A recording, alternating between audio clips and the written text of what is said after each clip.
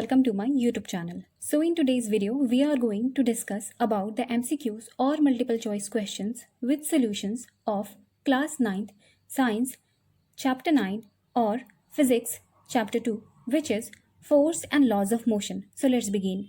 First question, which of the following are ways of bringing objects into motion? तो इनमें से कौन सा तरीका है जिनसे हम ऑब्जेक्ट्स को मोशन में ला सकते हैं? Answer is D. All the above. By pushing, pulling and hitting. They move because we make a force act on them. हम ये इसलिए मूव कर पा रहे हैं क्योंकि हम इन पर कोई फोर्स लगा रहे हैं. Next question, which of the following is not true about force? तो इनमें से कौन सा फोर्स के बारे में सही नहीं है? Answer is C. Force cannot change the shape and size of the objects. This is wrong because a force can be used to change the magnitude of velocity of an object, to change its direction, and it can also change the shape and size of the object. मतलब force से हम उसकी velocity को change कर सकते हैं, किसी भी ऑब्जेक्ट के मैग्नीट्यूड ऑफ वेलोसिटी को चेंज कर सकते हैं, उसके डायरेक्शन को भी बदल सकते हैं और उसके शेप और साइज को भी हम बदल सकते हैं. तो सी वाला ऑप्शन सही नहीं है. Next question, which of the following statement is true about balanced forces? तो इनमें से कौन सा स्टेटमेंट बैलेंस्ड फोर्सेस के बारे में सही है? आंसर इज ए.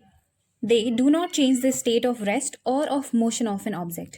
तो बैलेंस्ड फोर्स जब लगाएंगे, जो बैलेंस्ड है, दोनों साइड से इक्वल फोर्स लग रहा है किसी भी ऑब्जेक्ट पे, चाहे वो रेस्ट के स्टेट में हो या मोशन में हो, तो उसके इस स्टेट में, इस पोजीशन में कोई चेंज नहीं आएगा. और ध्यान रखना है कि रिजल्टेंट फोर्स जो होता है इस केस में ज़ीरो होता है बैलेंस्ड फोर्सेस में. और यहाँ पे आपको जो फिगर दिखाया गया है, अगर हम बैलेंस्ड फोर्स लगाएं किसी बॉल या बलून पे, तो एक पॉसिबिलिटी और हो सकती है कि भले ही इसके स्टेट ऑफ रेस्ट और मोशन में कोई चेंज नहीं आए, पर इसका शेप और साइज जरूर चेंज हो सकता है. तो आप इसे ज़रूर समझें, ये वाले फैक्ट को. कुछ क्वेश्चंस भी इस पे बन सकते हैं. Next question, what is the unit of force? तो फोर्स का यूनिट क्या है? Answer is C. न्यूटन. तो अब हम समरी देखेंगे फोर्स की. तो फोर्स क्या है? वो एजेंसी है जो कि चेंज कर दे किसी भी ऑब्जेक्ट के रेस्ट के स्टेट में और यूनिफॉर्म मोशन में या शेप या उसके डायरेक्शन ऑफ मोशन में. तो जो एजेंसी ये सब बदलाव ला रही है, ये क्या है? फोर्स है. ये बदल सकती है. अगर कोई ऑब्जेक्ट रेस्ट में है तो उसको मोशन में ला सकती है. अगर कोई यूनिफॉर्म मोशन से चल रहा है तो उसको भी चेंज कर सकती है. उसके शेप पे भी असर डालेगी और उसका डायरेक्शन भी चेंज कर सकती है. फोर्स, ध्यान रखना है कि वेक्टर क्वांटिटी है. इसका मैग्नीट्यूड और डायरेक्शन दोनों होता है, इसलिए ये वेक्टर क्वांटिटी है. यूनिट क्या है? न्यूटन या केजी पर मीटर स्क्वायर. हम इसे कैपिटल एन से सिंबलाइज करते हैं. इसका फॉर्मूला क्या है? F equals to m into A. Next is balanced forces. तो बैलेंस्ड फोर्सेज वो फोर्सेज होती हैं जो किसी भी ऑब्जेक्ट के रेस्ट के पोजीशन में, मोशन में या स्पीड में कोई फर्क नहीं लाती. दोनों साइड से इक्वल होते हैं ये फोर्सेज, बैलेंस्ड फोर्सेज, और इस वजह से कोई चेंज नहीं आता in the state of rest और मोशन और speed of an object. But we have to keep in mind that it can change the shape of an object. हमने बलून और बॉल वाला एग्जाम्पल देखा है पहले भी क्वेश्चन करते समय, तो आप ये ध्यान रखें. और देखिए इसमें क्या होता है, जो नेट फोर्स है, रिजल्टेंट फोर्स, वो ज़ीरो होता है बैलेंस फोर्स में. तभी तो कोई चेंज नहीं आता है स्टेट ऑफ मोशन में, स्पीड में. तो आप ध्यान रख सकते हैं कि ये डेफिनेशन भी हो सकता है, these type of forces are said to be balanced. तो अब बात करते हैं अनबैलेंस्ड फोर्स की. जो डेफिनेशन हमने बैलेंस्ड फोर्स के लिए लिखा था, उसका सीधा सीधा ऑपोजिट समझिए. They can cause change in the state of rest और मोशन और स्पीड और डायरेक्शन. ये बदलाव ला सकते हैं in the state of rest, motion और स्पीड और डायरेक्शन ऑफ एन ऑब्जेक्ट. इसमें resultant force, net force, zero नहीं होता है. And the forces are said to be unbalanced. देखिए, न्यूटन ने स्टडी किए गैलीलियो के आइडियाज़ को और फोर्स और मोशन पे, और अपने 3 फंडामेंटल लॉज प्रेजेंट किए that govern the motion of objects. तो आपको भी पता है, first law of motion, second law of motion and third law of motion. आपको इन सारे लॉज को एज इट इज़ याद रखना है.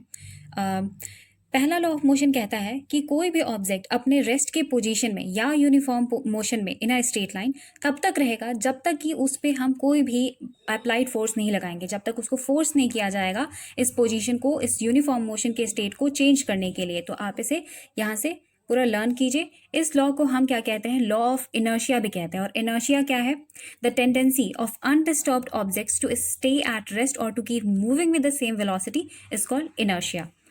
तो अब हम फर्स्ट लॉ ऑफ मोशन के कुछ एग्जांपल्स देखेंगे, या यूँ कह लें कि लॉ ऑफ इनर्शिया के कुछ एग्जांपल्स देखेंगे। तो पहला देखिए एग्जांपल है मोटर कार का। अगर कोई भी इंसान मोटर कार में बैठा होता है और ड्राइवर अचानक से ब्रेक लगाता है तो उसकी बॉडी क्या होती है, टेंट करती है, वो आगे की तरफ झुकने लगता है। क्यों झुकने लगता है, इनर्शिया की वजह से। उसकी बॉडी जो थी वो तो स्ट्रेट लाइन में जैसे मोशन हो रहा था वैसे थी, लेकिन एकाएक ब्रेक जो लग रहा है ये इनर्शिया इसे अपोज करती है और बॉडी जो है मूव फॉरवर्ड कर जाती है।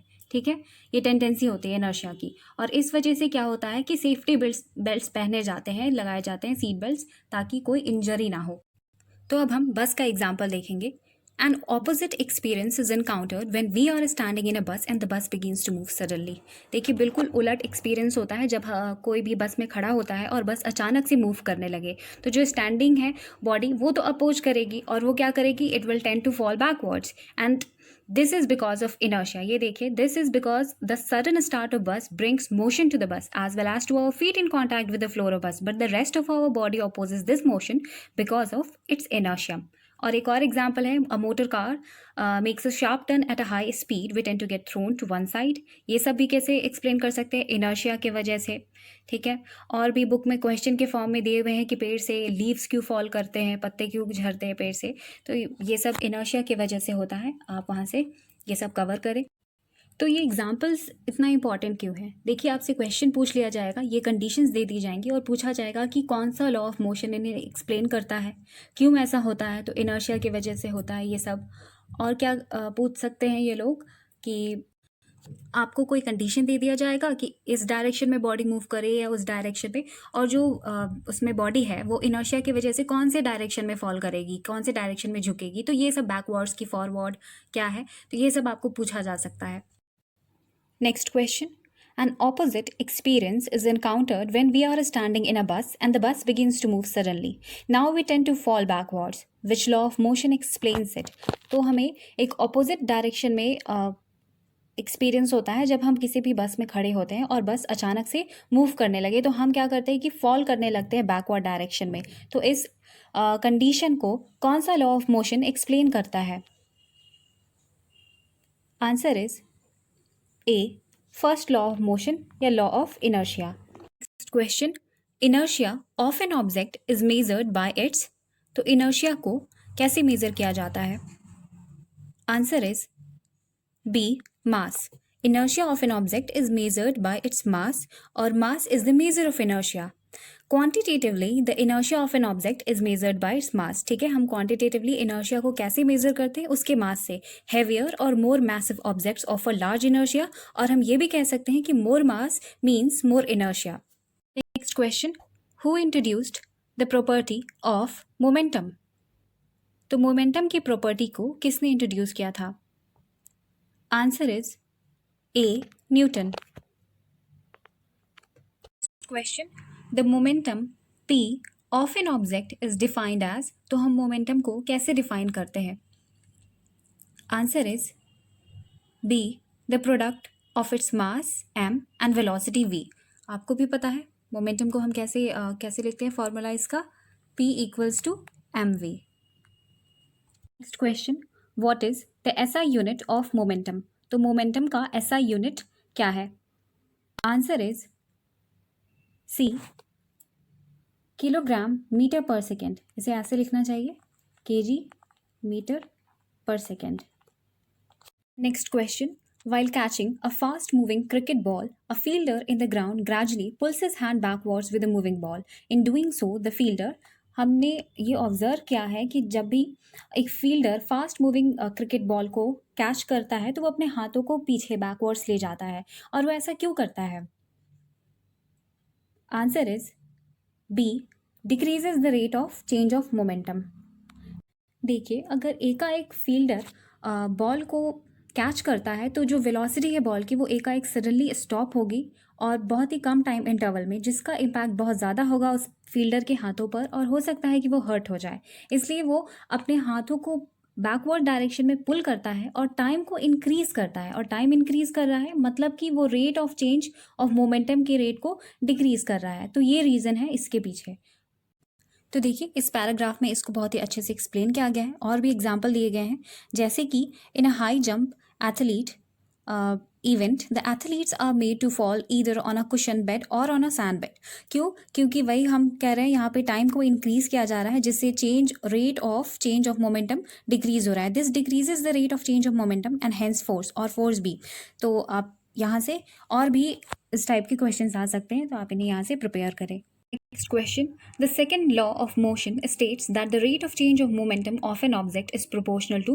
तो second law जो motion का है उसको यहाँ पे आपको complete करना है, तो आंसर होगा D, the applied unbalanced force in the direction of force। तो सेकेंड लॉ ऑफ मोशन क्या कहता है कि जो रेट है चेंज ऑफ मोमेंटम का किसी भी ऑब्जेक्ट का, वो डायरेक्टली प्रोपोर्शनल होता है to the applied unbalanced force in the direction of force. अब हम बात करते हैं मोमेंटम की। तो मोमेंटम का फॉर्मूला क्या है? m इंटू वी, यानी कि मास इंटू वेलोसिटी। मोमेंटम के पास डायरेक्शन भी होता है और मैग्नीट्यूड भी होता है, और इसलिए हम क्या कहते हैं कि मोमेंटम एक वेक्टर क्वांटिटी है। और एसआई यूनिट क्या है मोमेंटम का? किलोग्राम मीटर पर सेकेंड, ये इसका एसआई यूनिट है, लर्न कीजिए। और ये देखिए यहाँ पे, since the application of an unbalanced force brings a change in velocity of object, it is therefore clear that a force also produces change of momentum. So you have to keep in mind all these important point. तो ये सारे examples already आपके साथ discuss किए जा चुके हैं। Momentum के एग्जाम्पल्स हैं, सेकेंड लॉ ऑफ मोशन के एग्जाम्पल्स हैं। आप बुक में से क्लियरली अच्छे से पढ़ ले, सब पूछ सकते हैं question. Next question, a rocket works on. तो रॉकेट कौन से लॉ ऑफ मोशन पे काम करता है? Answer is C, third law of motion. हमें पता है कि थर्ड लॉ ऑफ मोशन क्या होता है कि to every action there is an equal and opposite reaction. तो आप समझ सकते हैं कि रॉकेट कैसे काम कर रहा है। Next question, a man is standing on a boat in a still water, if he walks towards the shore the boat will. एक मैन है जो कि बोट पे खड़ा है, जो कि स्टिल वाटर में है, मतलब वाटर मूव नहीं कर रहा है, स्टिल है। और अगर वो शोर की तरफ वॉक करता है वो मैन, तो बोट किस डायरेक्शन में मूव करेगा?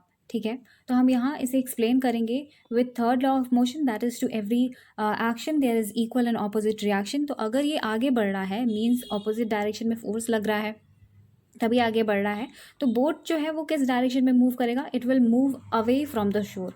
तो आंसर इज ए। इस तरह के क्वेश्चंस कॉन्सेप्ट वाले भी आ सकते हैं। Next question, in the law of conservation of momentum we say that the sum of momenta of the two objects before collision is equal to the sum of momenta after the collision provided। तो इस question में हमें law of conservation of momentum को complete करना है।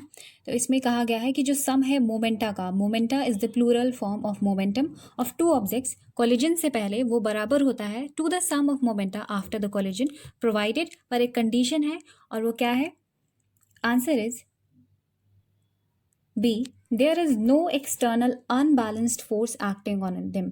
अगर उन पे कोई भी एक्सटर्नल बाहरी अनबैलेंस्ड फोर्स एक्ट ना कर रहा हो, तब ये चीज़ ट्रू है। This is law of conservation, यानी कि total momentum of two objects is unchanged और conserve by the collision in an isolated system where there is no external unbalanced force.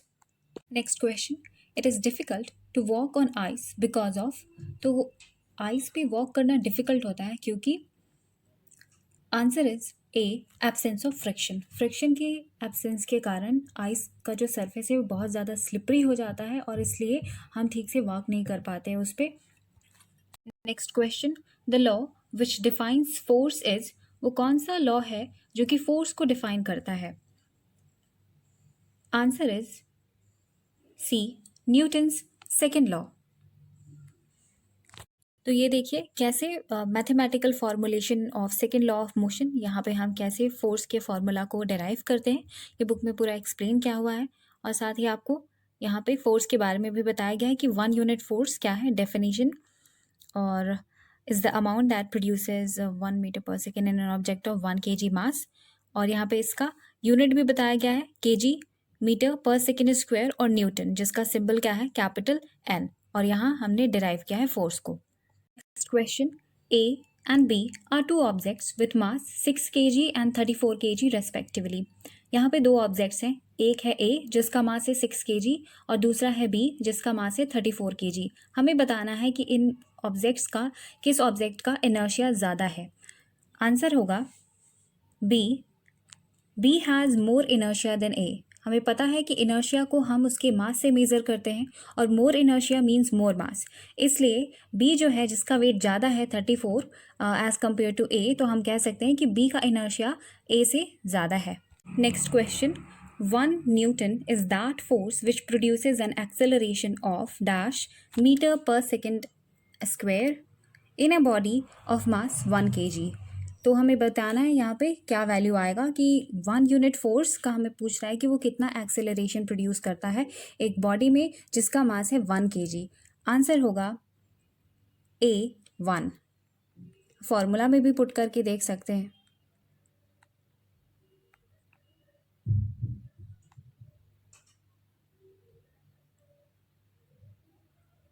equals to A। Next question, the passengers in a bus tend to fall dash when it starts suddenly। तो आपको ये यहाँ पे बताना है कि क्या condition होगा, ये बैकवर्ड मूव करेगा कि फॉरवर्ड मूव करेगा। तो देखिए, इनर्शिया की वजह से एक बॉडी जो खड़ी है बस में, पैसेंजर्स जो खड़े हैं बस में, मान लीजिए ये एक पैसेंजर है और ये खड़े हैं और बस एक मूव करने लगता है, पर ये तो स्टेट ऑफ रेस्ट में थे, पर इनका फीट जो है वो बस के सरफेस से कांटेक्ट में है और इस वजह से ये क्या करेंगे, tend to fall backward direction में गिरने लगेंगे। इसलिए आंसर क्या होगा, A, backward. Next question, what force would be needed to produce an acceleration of 4 meter per second square on an object of mass 3 kg। तो हमें बताना है कि क्या फोर्स चाहिए हमें to produce an acceleration of 4 meter per second on an object of mass 3 kg। तो formula लगाएंगे, फोर्स का फॉर्मूला क्या है, मास इंटू एक्सेलरेशन। तो मास है 3 kg और एक्सेलरेशन है 4 metre per second, 3 into 4 equals to 12 newton. Answer is B. Force का फॉर्मूला हमें पता है कि force equals to mass into acceleration, तो बस यहाँ पे वैल्यूज पुट कर देना है तो आंसर आ जाएगा। ऐसे ही सिंपल क्वेश्चंस आने चाहिए 1 मार्क क्वेश्चन में, एमसीक्यू फॉर्म में। तो आप सारे फॉर्मूलाज अच्छे से लर्न कर लें। तो यहाँ आप समरी एज इट इज़ याद कीजिए। फर्स्ट लॉ ऑफ मोशन क्या है, second law and third law as it is याद करना है और सभी के एग्जांपल्स आपको देखना है। कुछ भी पूछा जा सकता है या फिर आपको लॉ का कुछ पार्ट स्टेट कर दिया जाएगा, जैसे कि the rate of change of momentum of an object is proportional to, और आगे आपको सही ऑप्शन करेक्ट करके इसे कंप्लीट करना होगा। तो आप सारे याद कीजिए इस तरह से। लॉ ऑफ कंजर्वेशन भी जो है वो भी याद कीजिए, इनर्शिया क्या है, एसआई यूनिट क्या क्या है और ये सब। और साथ ही साथ आपको बुक के एग्जाम्पल्स के न्यूमेरिकल्स ज़रूर करने चाहिए और सारे एग्जाम्पल्स ज़रूर करें। एंड वन मोर थिंग, ये भी ज़रूर याद रखें कि मोमेंटम का जो डायरेक्शन होगा वो कैसा होगा, it will be same as that of velocity. Confuse करने के लिए पूछ लेंगे कुछ भी, तो आप इसे पूरा एज इट इज़ स्टेटमेंट याद रखें। So in this way, we discussed some important MCQs or multiple choice questions with solutions of class 9th Science Chapter 9 और Physics Chapter 2, which is Force and the Laws of Motion। So अगर video अच्छा लगे तो like, comment, share और subscribe ज़रूर करें। Thanks.